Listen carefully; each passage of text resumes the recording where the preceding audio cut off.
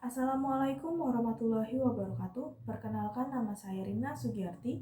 Saya mahasiswi Politeknik Pembangunan Pertanian Bogor, Prodi Agribisnis Hortikultura, semester 6. Hari ini saya akan memberikan sebuah ringkasan dari video yang sudah saya tonton mengenai kembalikan kesuburan tanah secara organik atau hayati. Dari narasumber bernama Bapak Dedi Setiawan, seorang petani lada organik dari Bangka Belitung. Sebelumnya, apakah teman-teman sudah mengetahui apa itu bahan organik? Ya, bahan organik adalah sisa-sisa tanaman yang sudah mati dan dihancurkan oleh mikroba. Pada kesempatan kali ini, untuk mengembalikan kesuburan tanah, terdapat dua cara. Yang pertama adalah dengan menggunakan pengomposan, yang kedua adalah trichoderma. Ya, bahan organik adalah sisa-sisa tanaman yang sudah mati dan dihancurkan oleh mikroba. Pada kesempatan kali ini, untuk mengembalikan kesuburan tanah, terdapat dua cara. Yang pertama adalah dengan menggunakan pengomposan, yang kedua adalah trichoderma. Pada pembahasan yang pertama mengenai pengomposan atau teknologi pengomposan, yaitu cara pembuatan pupuk kompos. Pembuatan pupuk kompos menggunakan jerami. Yang pertama, jerami dicacah terlebih dahulu agar mempercepat proses pengomposan dan mikroba cepat masuk ke dalam bahan-bahan. Sebelumnya, jerami dilembabkan terlebih dahulu agar tidak kering. Cara pengukuran pembuatan pupuk kompos yaitu dibuat dengan 1 meter persegi menggunakan bambu. Kemudian, jerami yang telah dicacah diberi air agar lembab dan tidak kekeringan. Setelah itu diberikan rumput atau bahan-bahan lainnya dengan alasan semakin beragam bahan yang digunakan maka pupuk kompos akan semakin baik. Lalu diberi pupuk kandang dan diberikan mol.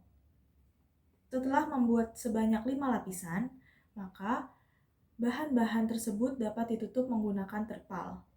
Penggunaan terpal di sini berfungsi agar pupuk kompos tidak terguyur hujan dan tidak terkena matahari secara langsung. Setelah ditutup, dapat dibiarkan selama 1 minggu. Setelah 1 minggu, maka pupuk kompos dapat digunakan.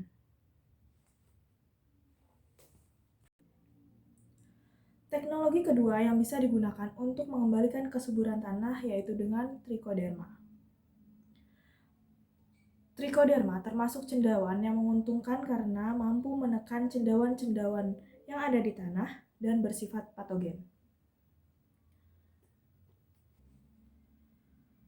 Cara pembuatan trichoderma yaitu harus dilakukan di lingkungan yang aseptik dengan alkohol, kemudian media yang digunakan yaitu kentang, beras, jagung, kacang-kacangan, dan dedak. Dari beberapa media yang sudah saya sebutkan tersebut, yang paling terbaik adalah beras. Proses pembuatan trichoderma dengan menggunakan beras yaitu beras dicuci bersih sebanyak 6-7 kali. Setelah itu direndam selama 10-24 jam. Setelah direndam, dapat ditiriskan di atas kertas koran dan diangin-anginkan. Kemudian dimasukkan ke dalam plastik tahan panas yang selanjutnya akan kita sterilkan. Sterilisasi dapat dilakukan di dalam kulkas selama 2 jam atau bisa juga dengan menggunakan autoclave selama 15 menit. Selanjutnya didinginkan dan ditrikulasi dengan cendawan trichoderma yang berubah menjadi isolat. Pembuatan ini membutuhkan jangka waktu 2 minggu yang kemudian baru bisa diaplikasikan. Sebelum diaplikasikan, dapat dilihat terlebih dahulu apakah sudah berhasil atau belum. Pengecekan dilakukan dengan cara dicium. Dicium apabila mengeluarkan aroma seperti tape, maka trichoderma sudah dapat dikatakan berhasil. Begitulah cara-cara yang bisa diterapkan untuk mengembalikan kesuburan tanah. Mungkin sekian dari saya, pemaparan yang bisa saya sampaikan. Kurang lebihnya mohon maaf. Wassalamualaikum warahmatullahi wabarakatuh.